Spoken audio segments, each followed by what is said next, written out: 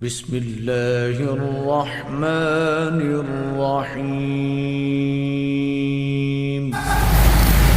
جو رسول اکرم صلی اللہ علیہ وسلم سے اس حال میں ملا کہ آپ پر ایمان رکھتا تھا اور اس حال میں دنیا سے رخصت ہوا کہ وہ حالت ایمان میں تھا، اس کے لیے اپنے دل کو ہر قسم کے بغض، عداوت اور کینے سے پاک کر لی، کیونکہ وہ شخص جنت میں داخل نہیں ہو سکتا جس کے دل کے اندر بغض، عداوت اور کینہ ہو۔ اللہ رب العزت جب لوگوں کو جنت کے اندر داخل کروائیں گے تو قرآن مجید نے لوگوں کے دلوں کی کیفیت کو بتایا، فرمایا وَنَزَعْنَا مَا فِي صُدُورِهِم مِّن غِلٍّ، کہ ایک جنتی کے دل میں دوسرے جنتی کے بارے میں کسی قسم کا بغض، عداوت اور کینہ اگر ہوگا تو اللہ رب العزت اس کو کھینچ کے نکال دے۔ حضرات، اگر ایک مسلمان کے دل میں دوسرے مسلمان کے بارے میں بغض اور عداوت ہو، وہ اس دل کے ساتھ جنت میں نہیں جا سکتا۔ اور جو جنت کہ جس میں اللہ کے رسول ہوں گے، وہ جنت جس میں ابو بکر صدیق ہوں گے، عمر ہوں گے، عثمان ہوں گے، سیدنا علی ہوں گے، اشرف مبشرہ ہوں گے، اہل بدر ہوں گے، اہل احد ہوں گے، بیت رضوان والے ہوں گے، السابقون الاولون من المہاجرین والانصار ہوں گے، اس جنت میں کوئی انسان صحابہ کا بغض اور عداوت لے کر کیسے داخل ہو سکتا ہے؟ حدیث میں آتا ہے کہ نبی رحمت ارشاد فرمایا اذا ذکر اصحابی فانصتوا، جب میرے صحابہ کا ذکر کیا جائے تو اپنی زبانوں کو سنبھال کر رکھنا، ان کے وہ خطائیں، وہ لفظیں جو بشر ہونے کی حیثیت سے اسے سرزد ہوئی، اللہ رب العزت نے ان ساری خطاؤں کو، ان لفظوں کو جب ایک جملے کے ساتھ، ایک جملے کے ساتھ بخش دیا، ختم کر دیا کہ رضی اللہ عنہم ورضوا عنہ، وہ اللہ سے راضی، اللہ ان سے راضی۔ کہیں فرمایا لقد عفا عنکم، اللہ نے تمہیں معاف کر دیا، کہیں فرمایا لقد عفا اللہ عنہم، اللہ نے انہیں معاف فرما دیا۔ اللہ اکبر۔ صحابہ کرام رضوان اللہ علیہم اجمعین کے بارے میں ایک بار اور سمجھتے جائے کہ صحابہ کرام معصوم نہیں تھے، وہ مغفور تھے، کہ اللہ رب العزت کو پتا تھا کہ بحیثیت انسان ان سے غلطی ہو سکتی ہے، کوئی خطا ہو سکتی ہے۔ اللہ رب العزت نے جو کہ علیم الخبیر ہے، علیم الحکیم ہے، اللہ رب العزت سے نہ ماضی کی کوئی بات معافی ہے، نہ مستقبل کی کوئی بات معافی ہے، اس کے باوجود اللہ رب العزت نے صحابہ کرام کا امتحان کیا، نبی کی صحبت عطا فرمائی اور ان کے لیے جنت اور اپنی رضاعت کو دنیا کے اندر ثابت کیا۔ ایک واقعہ مختصراً آپ کی خدمت میں پیش کرتا ہوں۔ نبی احمد علیہ السلام مکہ پر حملے کا ارادہ کر چکے اور اپنے اس عمل کو مخفی رکھنے کے لیے اپنے صحابہ کو یہ بات نہیں بتائی۔ حاتم بن ابی بلتع رضی اللہ تعالیٰ عنہ کو پتہ چلتا ہے، وہ اپنے گھر والوں کے تحفظ کے لیے جو کہ مکہ میں تھے، سرداران مکہ کو خط لکھتے ہیں کہ محمد رسول اللہ صلی اللہ علیہ وسلم مکہ پر چڑھائی کا ارادہ کر چکے، اگر ہمیں شکست ہوئی تو اس خبر کے بدلے میں اہل و عیال کو کچھ نہ کہا جائے، ان کو امان دی جائے۔ اللہ نے وحی کے ذریعے جناب محمد رسول اللہ صلی اللہ علیہ وآلہ وسلم کو خبر دے دی کہ آپ کا راز فاش کیا جا رہا ہے۔ اللہ اکبر۔ اللہ کے رسول صلی اللہ علیہ وسلم نے سیدنا علی کو بھیجا اور فرمایا کہ جاؤ میرے خواب میں جانا، وہاں تمہیں ایک عورت ملے گی، اس کے پاس ایک خط ہوگا، اس کو لے کر واپس آ جاؤ۔ سیدنا علی گئے، اس عورت کو اس مقام پر پایا، اس سے اس خط کو نکلوایا، اس کو لے کر اللہ کے رسول کے پاس آئے۔ اس خط کو جب کھولا گیا تو وہ خط حاتم بن ابی بلتع رضی اللہ تعالیٰ عنہ کی طرف سے لکھا گیا تھا۔ سیدنا عمر بن خطاب رضی اللہ تعالیٰ عنہ جیسی شخصیت نے جب حاتم بن ابی بلتع کا نام سنا کہ انہوں نے خط لکھا، سنن نبی داؤد کے الفاظ، کہنے لگے اللہ کے رسول مجھے چھوڑے، اس منافق کی گردن اتار دیتا ہوں۔ آپ نے کیا ارشاد فرمایا؟ عمر، حاتم ابن ابی بلتع بدری صحابی ہے اور تم کیا جانو کہ اللہ تعالیٰ نے اہل بدر کے دلوں میں جھانک کر دیکھا، اسلام کے لیے ان کی محبت، اللہ کے لیے ان کا اخلاص، نبی سے ان کی محبت، اللہ کے ساتھ ان کی محبت اس قدر اللہ کو پسند آئی کہ اللہ نے اہل بدر کے لیے اعلان کر دیا اے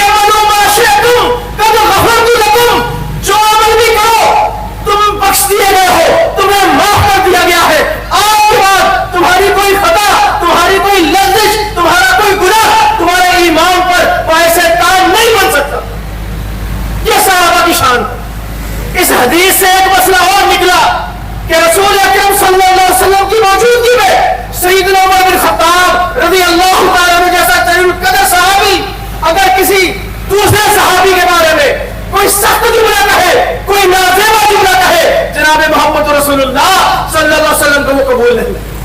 आज की बात का कोई इंसान अगर सहाबा पे उंगली उठाए तो क्या रसूल अकरम सल्लल्लाहु अलैहि वसल्लम को ये बात गवारा हो?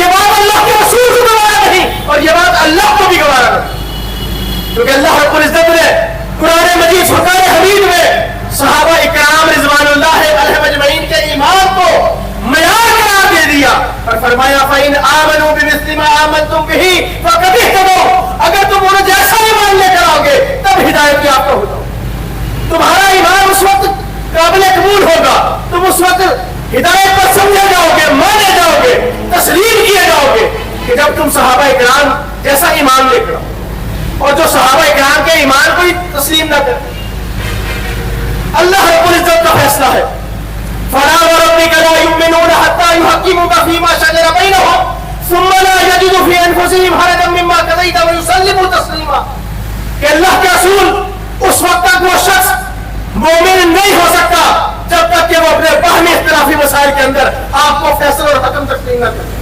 और फिर जो आप फैसला कर दे उसे ईमान तस्लीम करे। अल्लाह का फैसला क्या है कि सहाबा सारे के सारे जन्नती, कुल्लु वअदल्लाहुल हुस्ना। अल्लाह का फैसला क्या है? फ़इन आमनू बिमिस्लि मा आमनतुम बिही फ़क़द इह्तदौ, उनका ईमान मयार है, बुनियाद है, असास है आने वाले मुसलमानों के लिए। अल्लाह का फैसला सहाबा के बारे में क्या है? अस्साबिकून अल-अव्वलून मिनल मुहाजिरीन वल अंसार वल्लज़ीना तबऊहुम बिइहसान रज़ियल्लाहु अन्हुम व रज़ू अन्हु। अल्लाह का फैसला उनके बारे में ये है, और जो अल्लाह के फैसले को तस्लीम न करे वो खुद को मोमिन कहे, वो खुद को मोमिन बोले, वो खुद को मोमिन लिखे, वो खुद को मोमिन कहलवाए, लेकिन अल्लाह की नजर में, कुरान मजीद की नजर में और अहले सुन्नत की नजर में वो मोमिन नहीं। मोमिन कौन है? जो अबू बकर के मोमिन होने की गवाही दे। मोमिन कौन है? जो सारे सहाबा के मोमिन होने की गवाही दे। हजरात ये बात याद रखें, दुआ इबादत का माज है, मोमिन का हथियार है। अल्लाह रब्बुल इज्जत ने कुरान मजीद फुरकान हमीद के अंदर जो जो दुआएं सिखाई, उस हर दुआ की अपनी एक अजमत है, अपनी एक शान है। लेकिन कुरान मजीद को उठाए खोले, जो सबसे पहली दुआ अल्लाह ताला ने सिखाई, बतलाई, वो कौन सी है? इहदिनस सिरातल मुस्तकीम सिरातल लज़ीना अनअमता अलैहिम गैरिल मग़दूबि अलैहिम वलद्दाल्लीन आमीन। हम सहाबा का रास्ता अल्लाह से तलब कर रहे हैं, जो बंदा उस रास्ते का तलबगार नहीं, कुरान का फैसला है नुवल्लिहि मा तवल्ला व नुस्लिहि जहन्नम व साअत मसीरा। इनामी याफ्ता लोगों का रास्ता छोड़ने वाला वो जिस तरह मुंह फेरना चाहता है उसका मुंह फेर देता, लेकिन अंजाम क्या होगा? फरमाया नुवल्लिहि मा तवल्ला, वो जिधर जाना चाहता है जाए, नुस्लिहि जहन्नम व साअत मसीरा। लेकिन ये बात याद रखे, अबू बकर को मुसलमान न मानने वाला, सहाबा को मोमिन न मानने वाला, सैयदना उस्मान पर तान करने वाला, सैयदना अमीर मुआविया पर तवल्ला करने वाला, ये बात सुन ले, ये बात जान ले, ये बात समझ ले कि अल्लाह का फैसला है नुवल्लिहि मा तवल्ला व नुस्लिहि जहन्नम व साअत मसीरा। ऐसा शख्स जन्नत में नहीं जाता। जो शख्स जन्नत में जाना चाहता है वो अपने बच्चों के दिलों में अल्लाह की मोहब्बत को डाले, वो अपने बच्चों को ये तालीम दे कि अल्लाह से मोहब्बत करो, अल्लाह के रसूल से मोहब्बत करो और अल्लाह के रसूल के सहाबा से मोहब्बत करो। इनमें से किसी एक की मोहब्बत में भी खयानत करेगा, बेवफाई करेगा, बेअदनाई करेगा, ऐसा शख्स जन्नत में दाखिल नहीं हो सकता। आज वो मसाइल जो अहले सुन्नत के दरमियान, जो मुसलमानों के दरमियान इब्तिदा से आज तक मुत्तफ़क़ुन अलैह है, आज उनको भी मुख्तलिफ बनाया जा रहा है, इख्तिलाफी बनाया जा रहा है। एक छोटे से मसले को बयान करके अपनी बात को खत्म करता हूं। सही बुखारी के अंदर यह हदीस मौजूद है।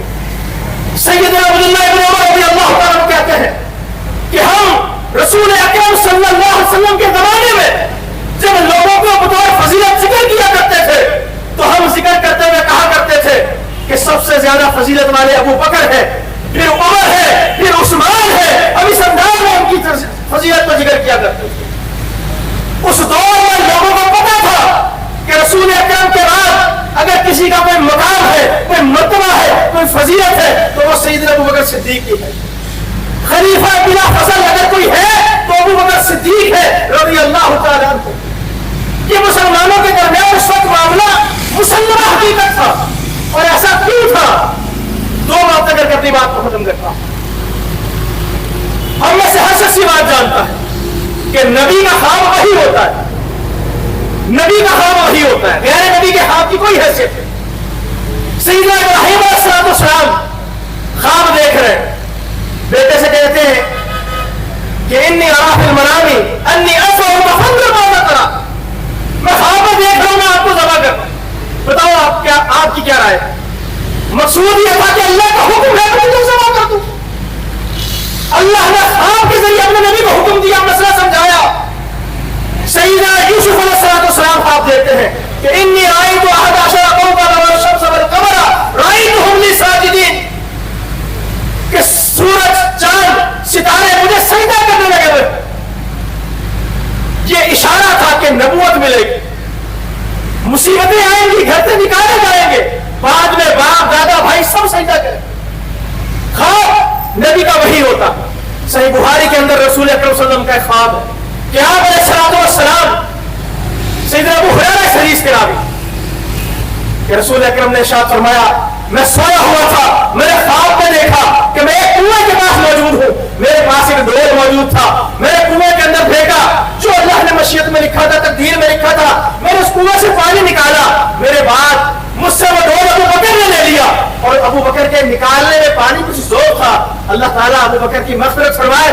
اس کے بعد وہ ڈول سیدنا عمر نے لے لیا, اور انہوں نے اتنے بہترین انداز میں جلدی جلدی تیزی سے پانی نکالا کہ میں نے اس سے زیادہ طاقتور انسان, عبقری انسان, قیادت کرنے والا انسان میں نے اپنی زندگی میں نہیں دیکھا.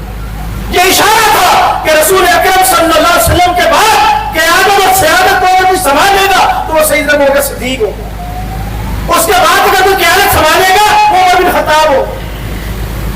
آخری بات, وہ موت جس میں جناب محمد رسول اللہ صلی اللہ علیہ وسلم اس دنیا سے رخصت ہے, اس وقت مسجد نبوی کے اندر امامت کا مسئلہ پیش آیا کہ نبی احمد بیمار ہے, آپ چل کر مسجد میں نہیں آ سکتے, مصلی میں کھڑا کون ہوگا, امام بلا فصل کون ہوگا, خلیفہ بلا فصل کون ہوگا. اس موقع پر کہ جب سیدنا علی مسجد میں موجود, سیدنا عباس موجود, عبداللہ ابن عباس موجود, آل عقیل, آل جعفر, سب کے سب موجود, ان کی موجودگی میں رسول اکرم صلی اللہ علیہ وسلم نے ارشاد فرمایا مروا ابا بکر ان یصلی بالناس, کہ ابو بکر کو حکم دو کہ ان سب کی موجودگی میں لوگوں میں نماز پڑھو. حضرات اہل السنہ والجماعت کا یہ عقیدہ ہے کہ صحابہ میں سب سے زیادہ فضیلت ابو بکر صدیق کو حاصل ہے. ابو بکر صدیق خلیفہ بلا فضل ہے کہ ہم متفقہ, ہمارا فیصلہ ہے متفقہ, اللہ کا فیصلہ ہے اور ہمارا ایمان ہے, اس فیصلے پر نقد کرنے والا مومن نہیں ہو سکتا. وآخر دعوانا ان الحمد للہ رب العالمین. ماشاءاللہ, جزاکم اللہ خیر.